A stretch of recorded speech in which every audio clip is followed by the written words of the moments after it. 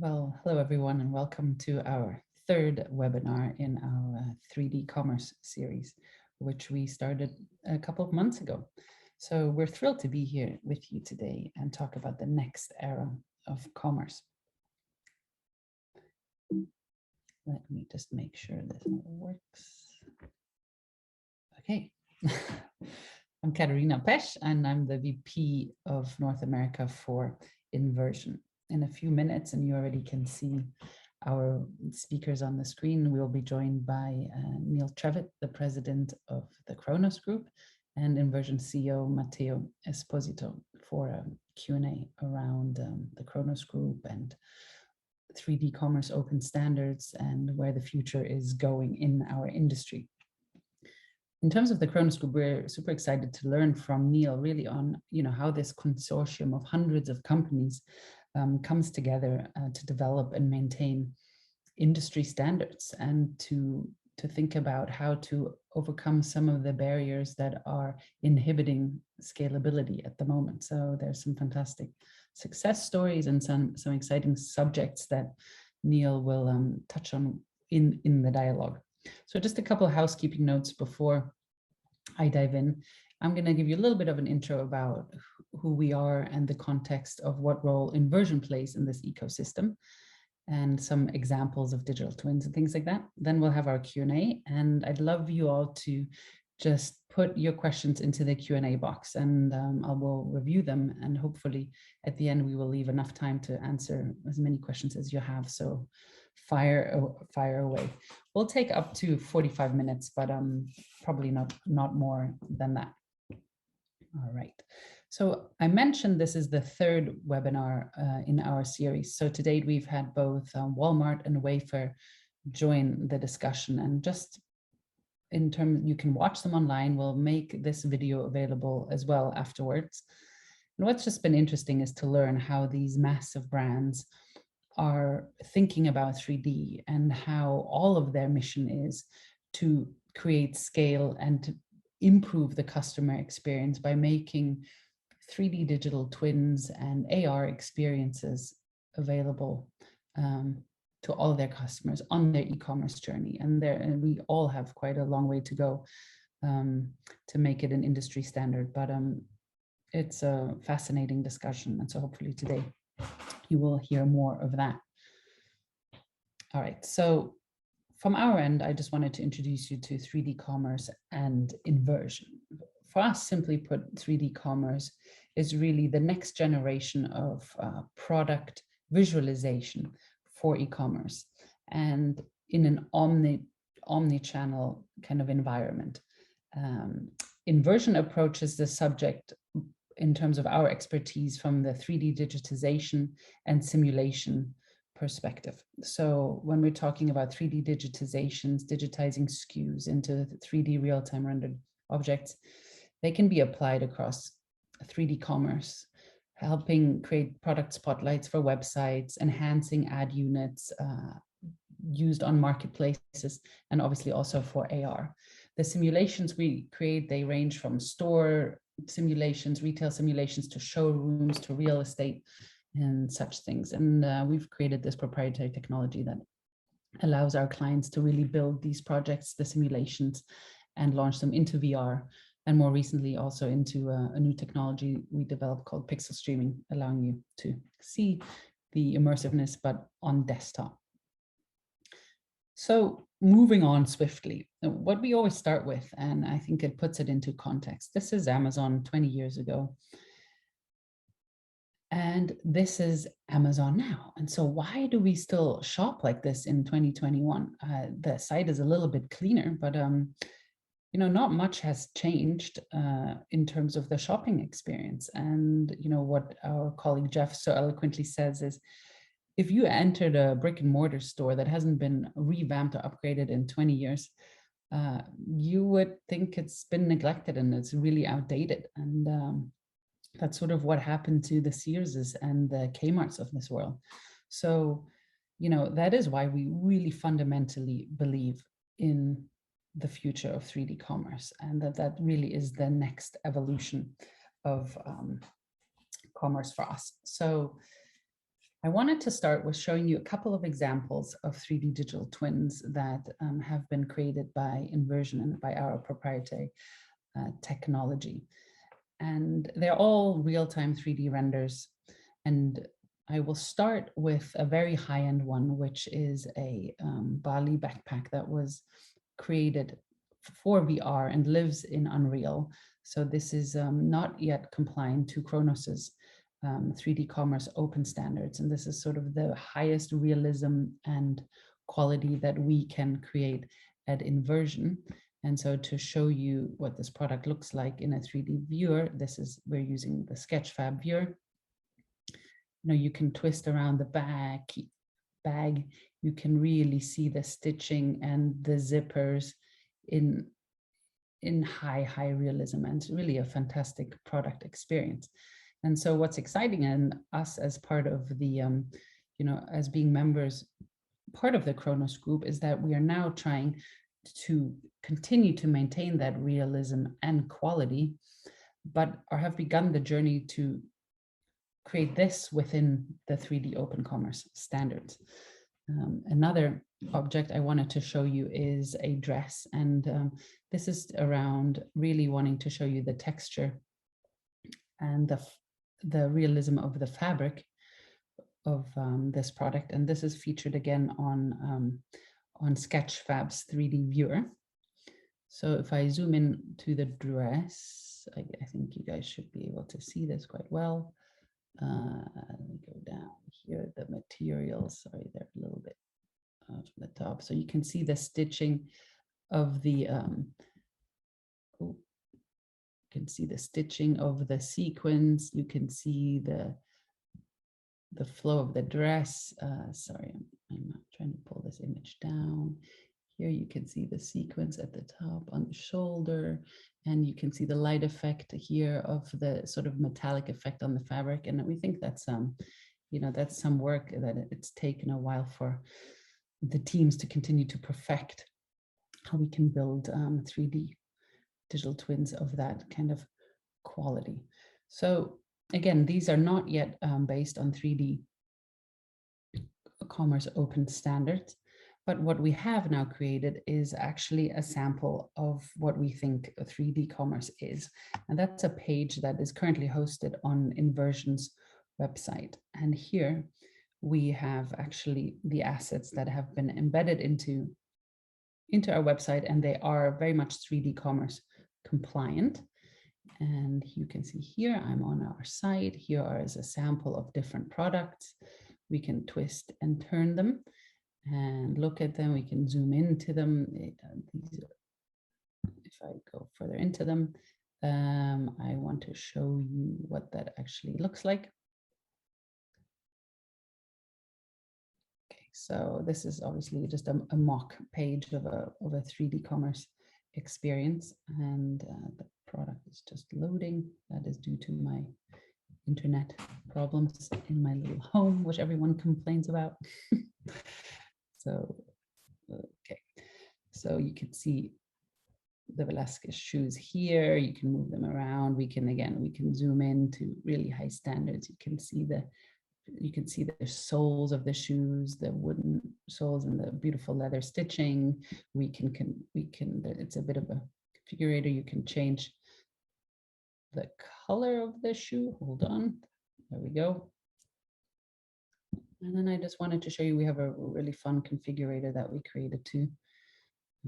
So here are all the different objects that you saw on the thumbnail pictures earlier. So this is the Fendi handbag loading. And I promise you, this was always going to happen on my internet connection. Here's the Fendi bag, and then we should see the cool chair. Again, I think you guys get the point of the realism of the products and the interactive or immersive kind of experience. And, you know, I think that is just really quite cool to see. And you can see the stitching, and they can look at the chair from all angles, and then we can change it into the tan color. And you have the same thing here. So that's what we think a shopping experience should start to look like. And there are fewer and fewer reasons these days, with the help of Khronos, of why we shouldn't be, and why brands and e-commerce sites shouldn't enable everyone to be able to function at that kind of scale and with that kind of realism. So a few of the stats that are floating around, and a number of them are from Khronos as well, is really with that immersive and engaging experience, you increase customer satisfaction. And there's numbers floating around, like I said, that are increase engagement by 66%. We've seen increase in revenues from 40% to conversions to 90% of 90% of conversions.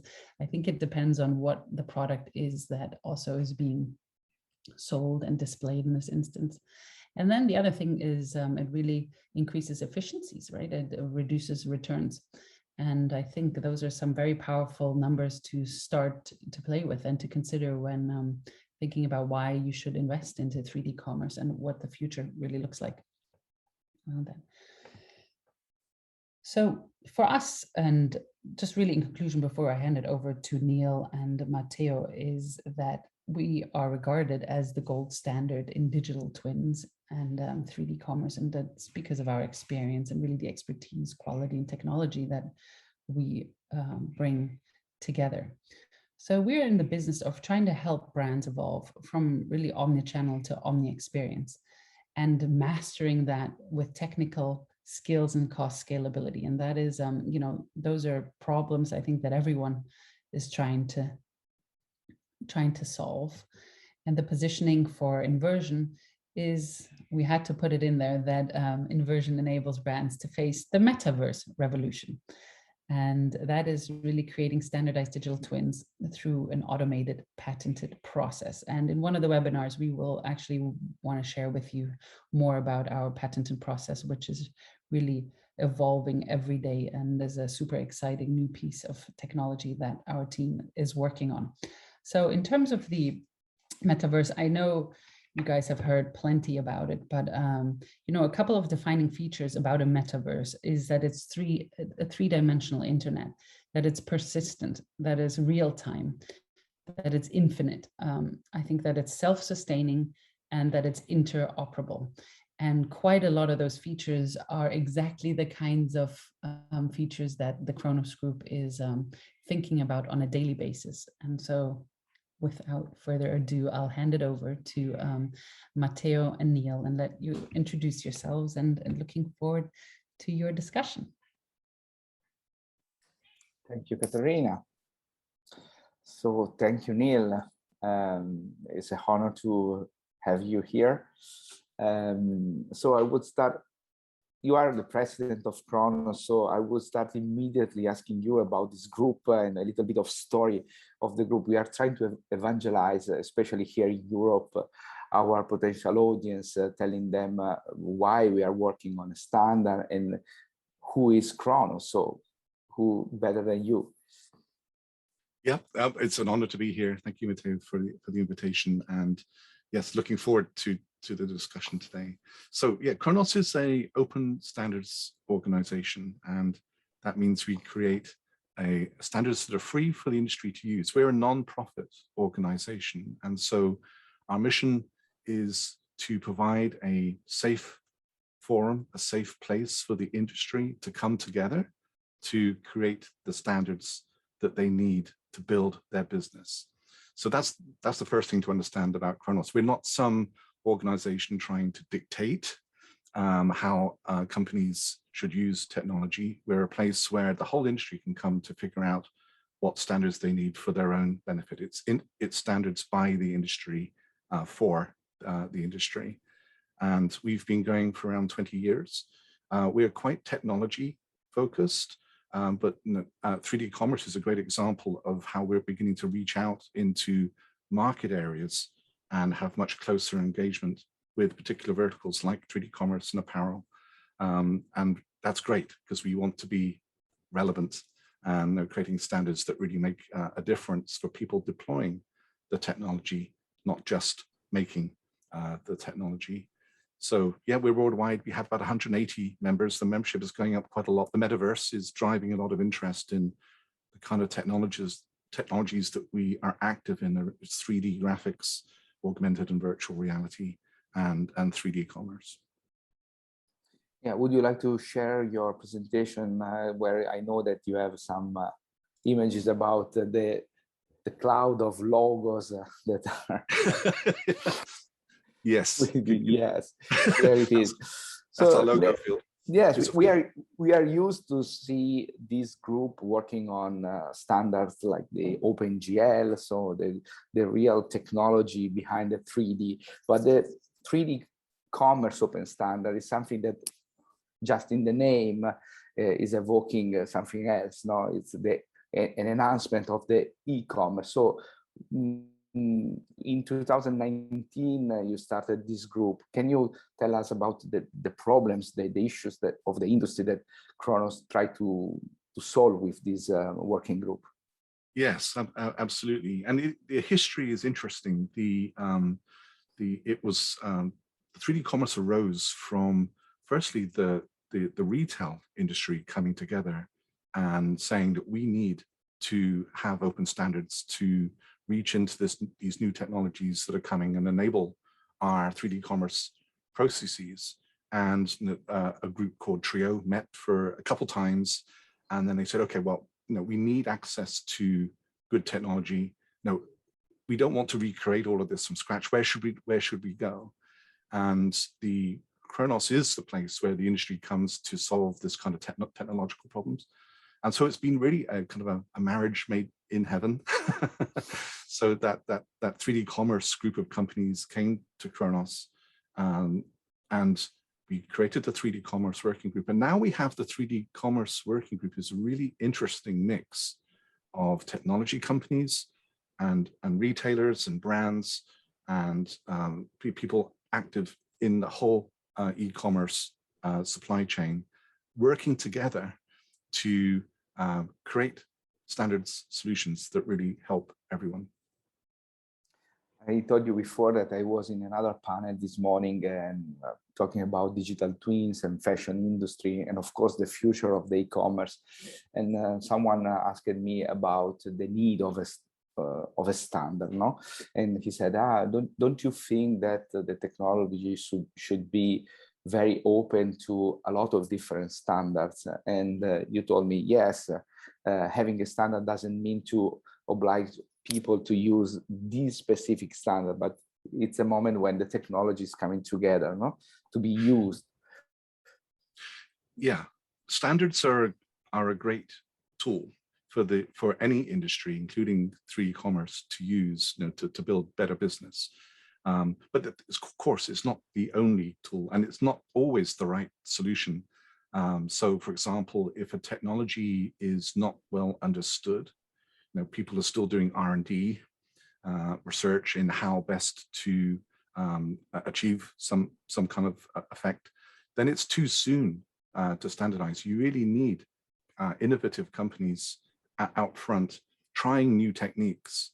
But once a technology becomes well understood, and people realize that they can make more money by agreeing how to make that well understood technology interoperable, so you can remove friction points from the industry and help everyone to move forward faster to increased market.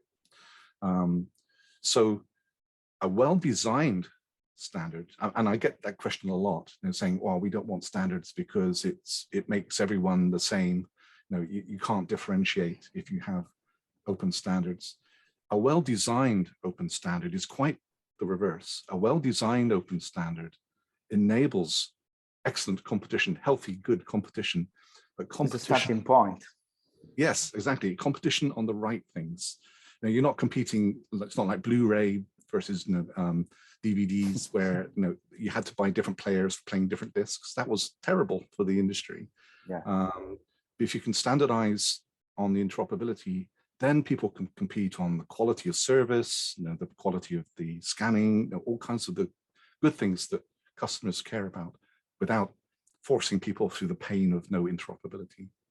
Yes. And within the 3D commerce group, there are big players, both of the technology industry, you said already, and of the retail industry. So how did you put together so big companies with different missions, no?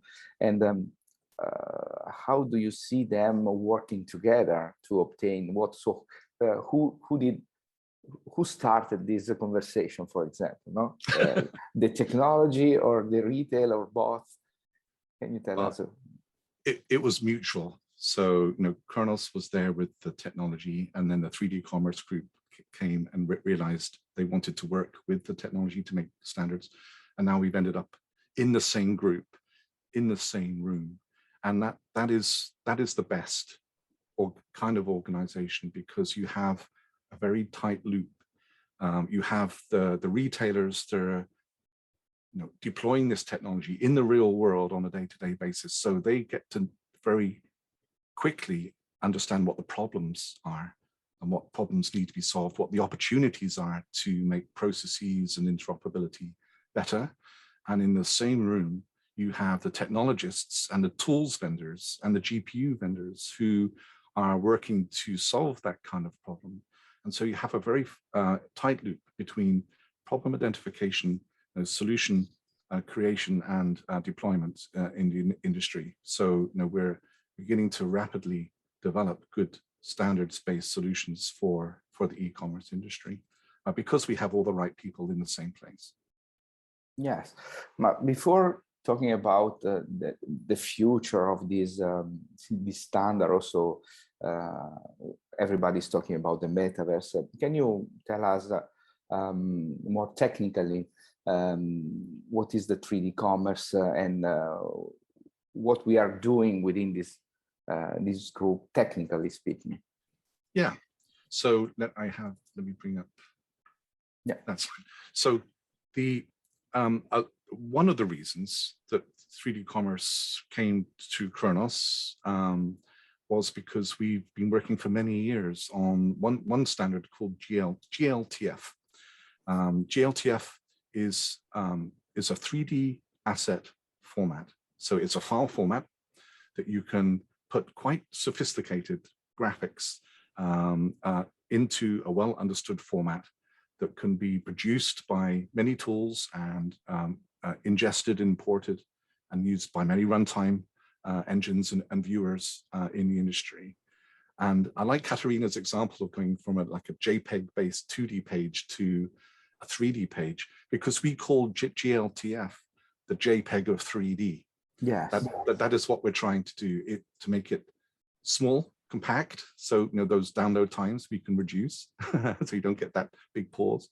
But it's still easy to process. Anyone who wants to deploy 3D on the website now can easily use GLTF.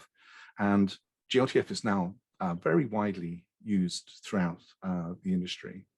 So that was the first thing that the 3D commerce group did. They said, okay, GLTF is a great starting point, but there's some stuff that we need specifically for 3D commerce. And there's some examples here up on the screen. So in the material variants was one example, where you have a product, but you have different colorways, and you want, if you can define that in the asset format, you don't have to keep re-downloading the geometry. You have one geometry, and then you can pack different colorways on top. Makes the download faster. So 3D commerce defined that extension to GLTF. They were instrumental in defining our metadata extension, because of course there's a lot of commercial information that now goes along with the technical 3D contents of a GLTF file. So 3D Commerce Group created that extension as well. They've also been helping us push forward on the types of materials that we can represent in a GLTF file. Now, many of the more sophisticated models are now using the extensions that were created by 3D Commerce. And then the second track in the middle of the slide there was the realization that for many artists and content creators in the 3D commerce industry, they have been using 2D for a long time. Many of them are not so familiar with 3D. So the education around how to enable artists to create compact, well-formed, reliable assets that can be deployed to billions of people needs an educational cycle. So we started creating guidelines to show artists how to do that. And last but not least, on the bottom, the third track was the realization that the viewers don't always display the same product consistently.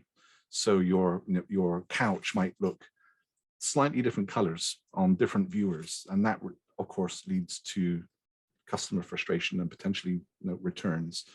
And so we have just launched, in fact, a certification program, which is an opportunity for people creating viewer software, whoever they are, whether they're on the web or on an ad platform or native apps or AR, they can demonstrate that they can consistently display 3D assets, so the customer is getting a consistent end user experience. Yes, in Invrsion, we tried to use KTX compressions and we applied all the specifics, and we saw a drop of weight, for example, from we had a sample. It was a Nike shoe, perfect Nike shoe rendered on Sketchfab, and the weight was 88 megabytes.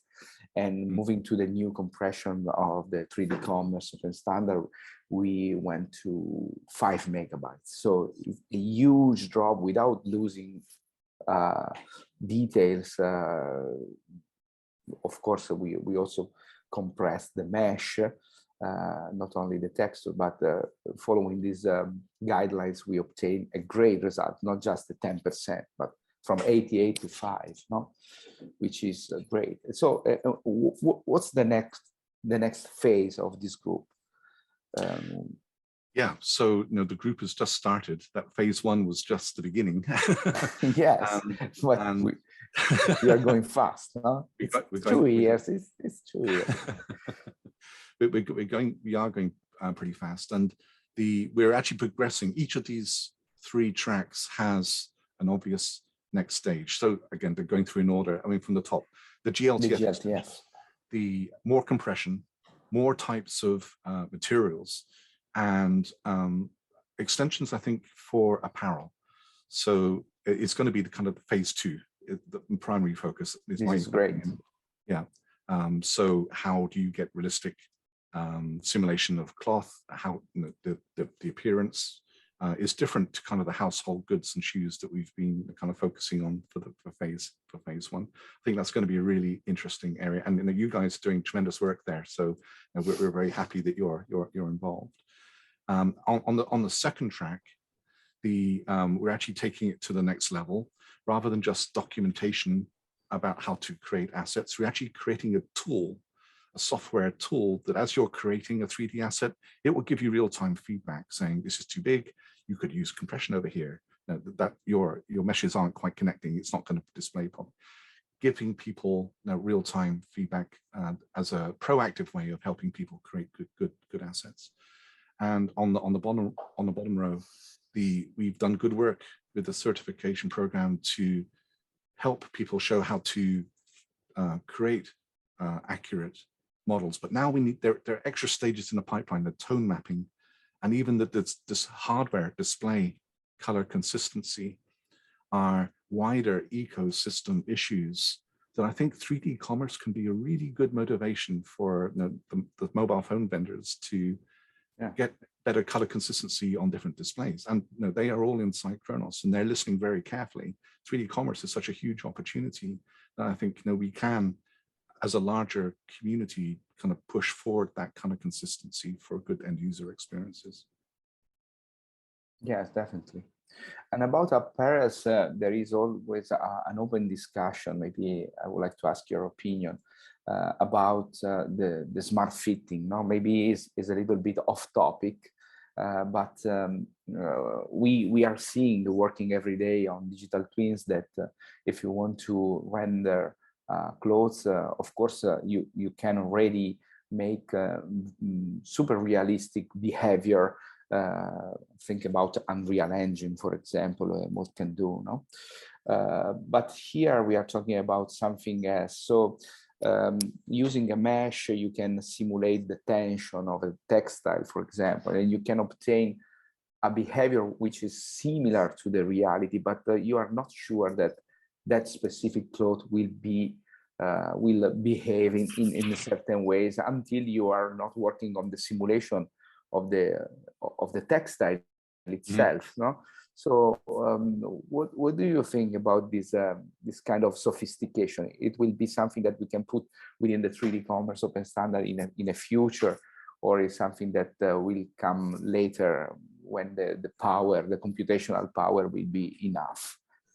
Yeah, that's great. It's a great question, and I think the apparel industry has higher demands than normal avatars. I mean, there are many kind of avatars out there in various metaverse kind of environments, but they're not really realistic, and especially for the attire, it's very cartoonish.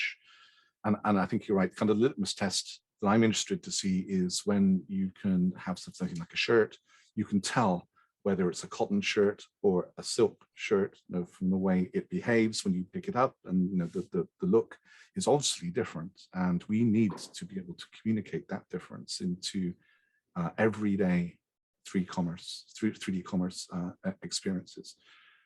We're not quite there yet, but I think we are getting close. And I said earlier, let's not do R&D by committee. Yes. So, but there are lots of companies now, including Invrsion, who are working on this, and I think we are getting close. It's a year or two out probably before we can have the first round of standardized assets that contain enough information that a smart viewer can provide that kind of high quality, highly realistic fabric buyer experience. And I do think apparel is going to be kind of the key focus of much of our activity over the next year or two. Yes, in the meantime, the metaverse is coming, and we can see consumers which are buying virtual stuff just within the metaverse, no? So how do you see this evolution of the 3D, the real time that now we call metaverse, so also immersive reality, but also video game, and how the 3D commerce can be useful for this new revolution? Yeah, no, it's as we were discussing before the call here, the Khronos has been working on a lot of technologies that we never knew it was going to be called the metaverse. We've been working on these technologies for 15 years. So we have the 3D APIs like Vulkan and WebGL. Now we have the AR APIs like OpenXR.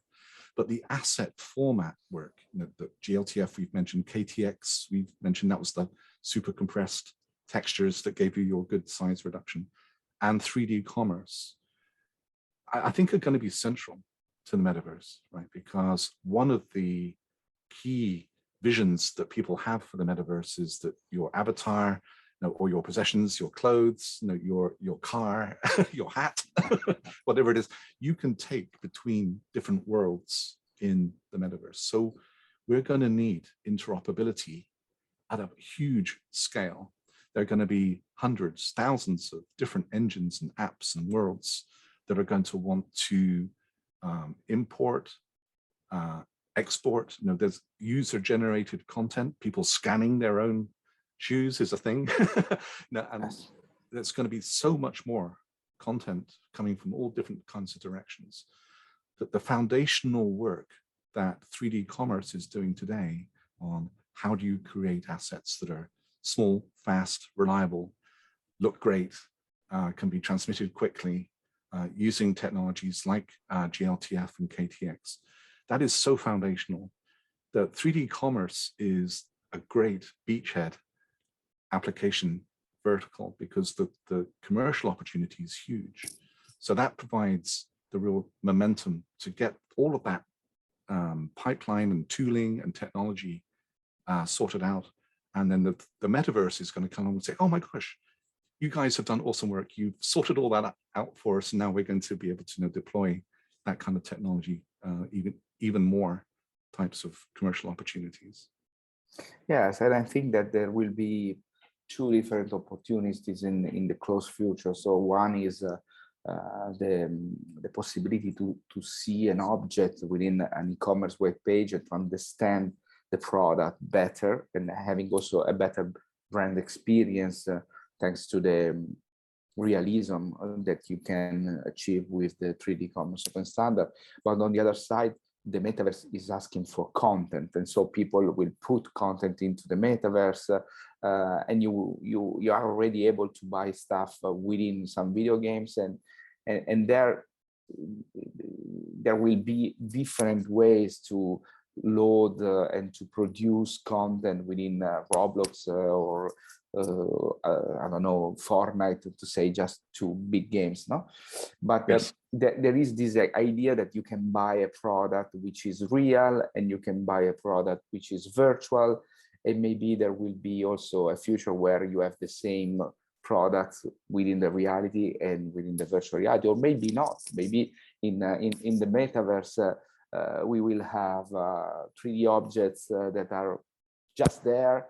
But of course, looking at the group members, no, if there is Shopify, there is Amazon, Target, Crate and Bear. So it's easy to understand that also real products are coming in 3D. No, Yes. So what do you think about the timing of this revolution? Personally, I think that within the virtual world is coming right now, also with the decentralized virtual world. So something is coming very quickly. No, there are plenty of new words like Second Life that are coming out with NFT, etc. On the other side, the web is ready to show products in 3D to nurture a new kind of e-commerce. So what do you think about someone is already calling it the Web 3, no? Right. How do you see this? I think it's parts of it are already here. I think people need to be careful. There's a lot of hype around the metaverse, and I mean, it's a great longer-term vision, but not all of those problems that people are dreaming about are going to be solved tomorrow. But the good news is it's going to happen incrementally. It's happening now. And the work at 3D Commerce at Khronos is just one example of bricks in the wall being built right now, today, that people can, you don't need to wait for the whole vision. Yes, it's already happening. It's already happening. And one thing I'm personally convinced of is that the metaverse is not going to happen like Ready Player One, right? Yes, of course. I've seen that movie where there's one company, in fact, one programmer who solved everything. Push. Oh, okay, done. We're not first because sharding is too scary. Too scary. We're not going to wake up one morning and go, oh, the metaverse is here. It's going to be a process over the next decade, probably, or more. Yeah.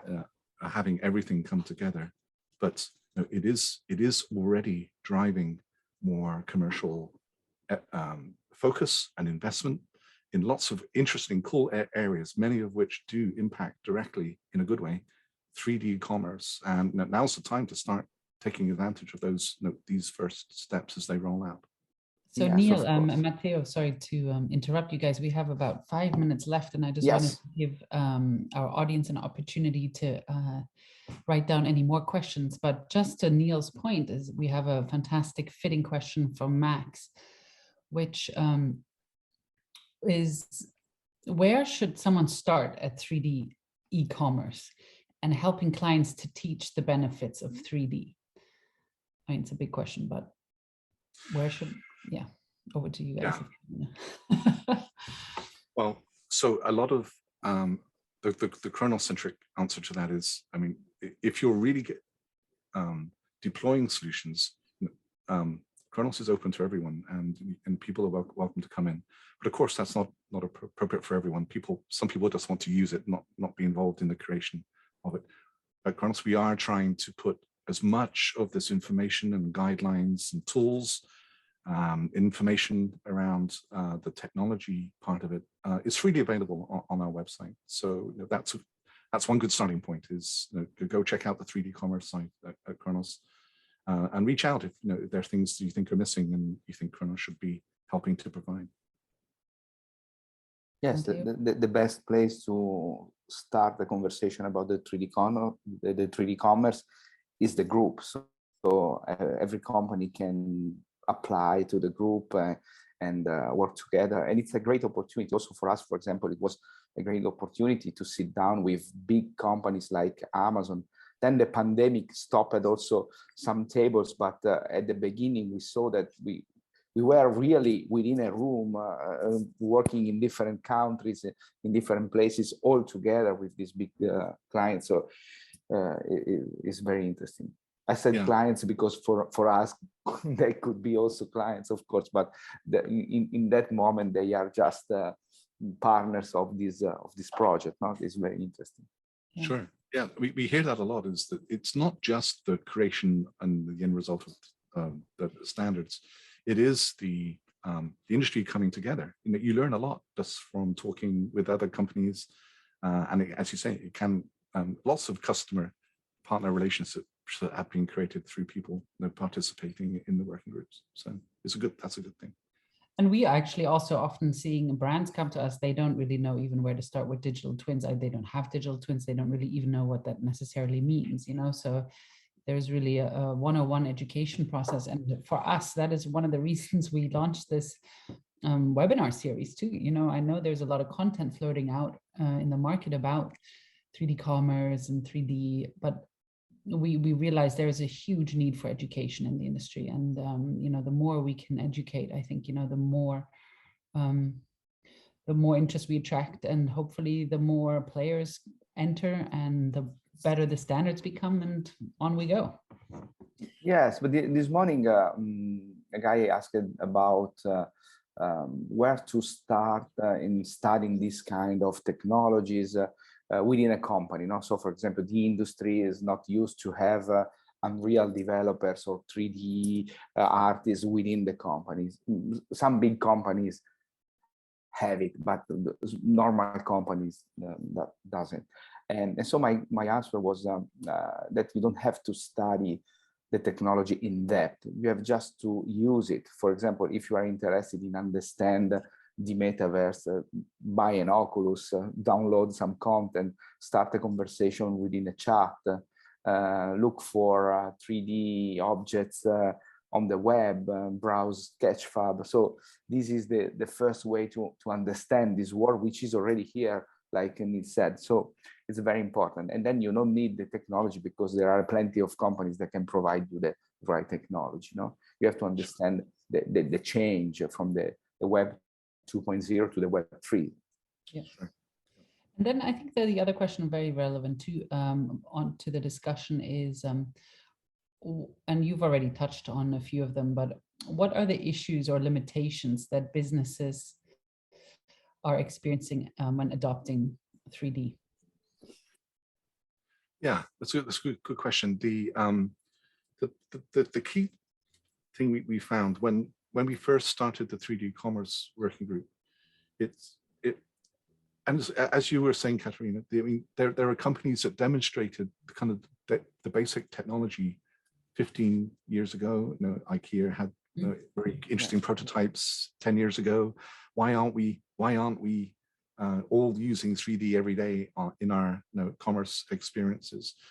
The key problem is a process one. We have hundreds of companies creating hundreds of thousands of products that need to flow through a design and deployment pipeline to multiple platforms. There's just a huge amount of complexity in that many companies trying to figure out a new technology and to get it to flow efficiently through that many interactions and that complex supply chain. And standards to the rescue, because that is the perfect kind of commercial issue, commercial problem that interoperability standards can solve. and we can, again, because we have the right people in the room, we can identify where the real pain points are. Now, why can't I just get a GLTF file along with the product? It's all been designed in a 3D CAD program. How come I'm having to scan my products which are already built in 3D? Why don't we just figure out how the tool vendors who are in the room can export a GLTF file along with the manufacturing information? And that kind of opportunity all the way down that complex pipeline. So we're identifying and providing value, hopefully, to make those opportunities come to reality. That's a very eloquent way of putting it. Are there any other questions also maybe from you, Matteo, or I think that was the two questions that the audience has raised with us for now? No. Matteo, anything specifically from you, or have we reached No, I want the to eloquent thank end of this discussion? Thank you. No, I want to thank Neil. Very happy to have you here. It was very interesting. Yeah, we're very honored to have you, and thank you for making the time and promoting the implementation of standards and helping all of us hopefully thrive along the way. Thank you for the opportunity. It's a team effort, and I look forward to working with Invrsion. Yes. Thank you very much.